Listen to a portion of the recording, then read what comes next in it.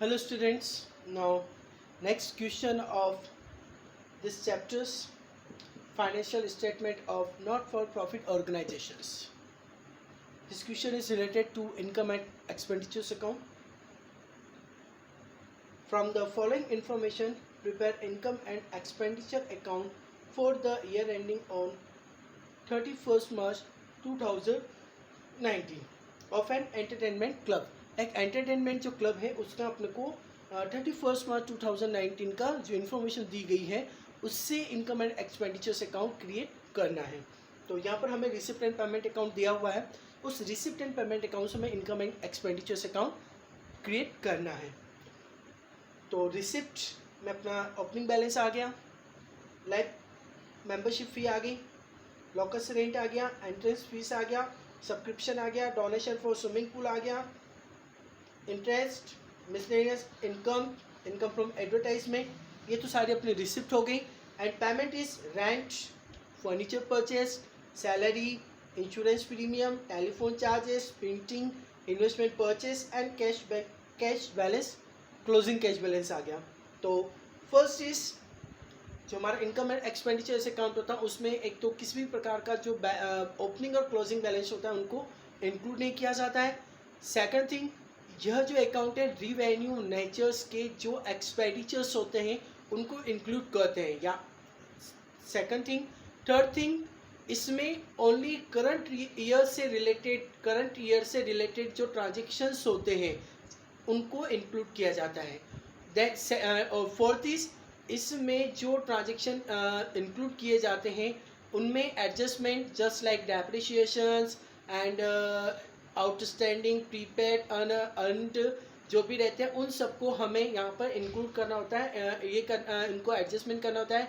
यह just like हमारा जो प्रॉफिट एंड लॉस अकाउंट होता है उसकी तरह इसका बिहेव होता है। इसमें कैपिटलाइज जो ट्रांजेक्शन्स होते हैं जस्ट लाइक जैसे लाइक मेंबरशिप फ़ी, यानी किसी मेंबर्स ने अपनी लाइफ टाइम की जो मेंबरशिप फ़ी है उसको लमसम पे कर दिया, तो वह एक कैपिटलाइज इनकम होगी, उसको यहाँ पर इंक्लूड नहीं किया जाएगा। यहाँ पर सिर्फ हमें रिवेन्यू टाइप के जो इनकम एंड एक्सपेंडिचर्स होते हैं उनको इंक्लूड करना होता है।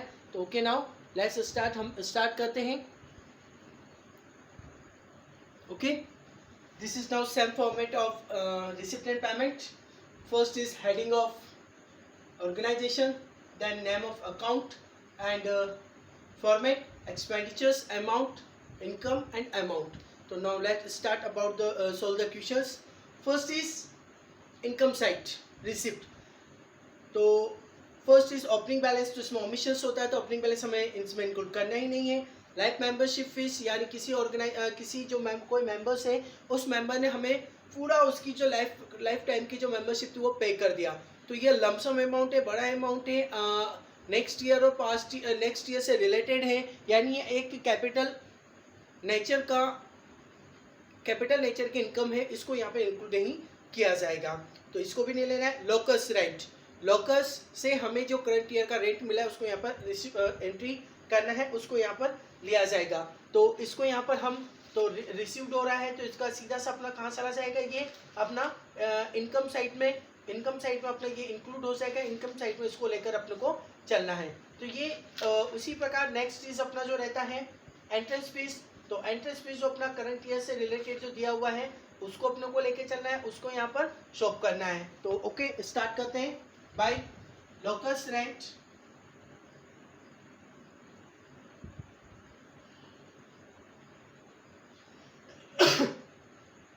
$22,000 and by entrance fees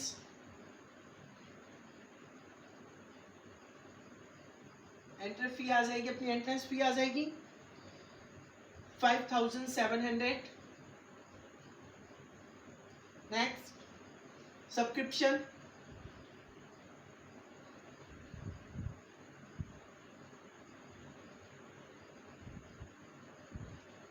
$3,46,000।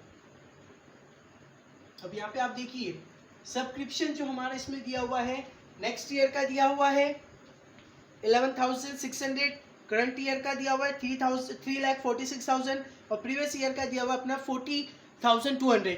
लेकिन इसमें जो भी ट्रांजेक्शन किए जाते हैं वो उनका रिलेशन करंट ईयर से ही रहता है, इसीलिए करंट ईयर का जो सब्सक्रिप्शंस हैं उसी को इसमें इंक्लूड किया गया है और रिमेनिंग जो दोनों हैं उनको छोड़ दिया गया है। डोनेशन फॉर स्विमिंग पूल, अब यह एक कैपिटल नेचर का है, पर्टिकुलर किसी प्रोजेक्ट को एग्जीक्यूट करने के लिए जो भी डोनेशन रिसीव्ड होता है उसको इनकम एंड एक्सपेंडिचर अकाउंट में इंक्लूड नहीं किया जाता है। Now next is interest. By interest, by interest आ जाएगा अपना 15,000 का।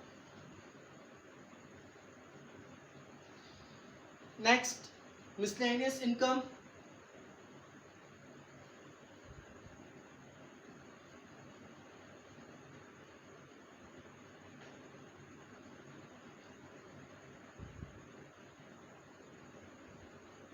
मिसलेनियस इनकम्स में आएगा 700। Income from advertisement,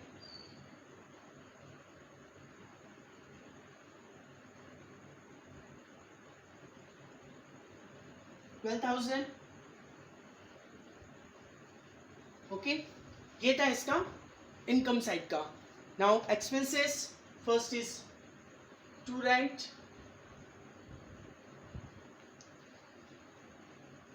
$48,000।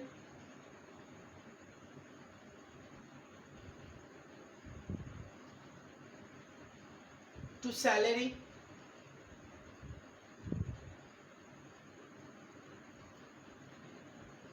$240,000। insurance premium,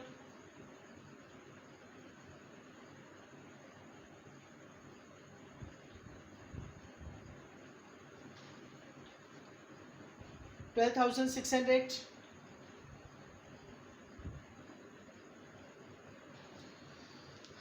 telephone,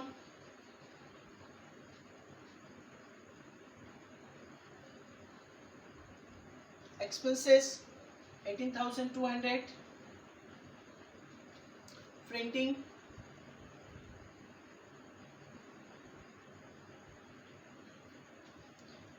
$4,100। Okay, ये अपने एक्सपेंसेस थे। अब यहाँ पे आपने देखा होगा जैसे फर्नीचर परचेज किया हुआ है एंड इन्वेस्टमेंट परचेज किया गया है, इनको नहीं लिया क्योंकि यह एक कैपिटल्स नेचर के जो एक्सपेंसेस हैं उनको यहाँ पे इंक्लूड नहीं किया जाएगा। यहाँ पर सिर्फ हमें जो रिवेन्यू टाइप के जो एक्सपेंसेस होते हैं या इनकम्स होती है इनको इंक्लूड किया जाता है। देन हम डेबिट एंड क्रेडिट साइड का टोटल करेंगे, तो क्रेडिट साइड का टोटल हमारा आ रहा है 4,01,400 एंड इधर हमारा सरप्लस आ जाएगा to surplus 78,500। Now total is equal 4,1,400।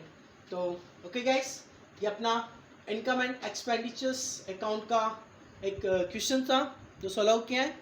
अगर इसमें आपको कोई डाउट और कुछ प्रॉब्लम रहता है, जो कल इवनिंग में हमारी जो लाइव क्लास रहेगी उसमें आप इनके बारे में डिस्कस करेंगे। Thank you.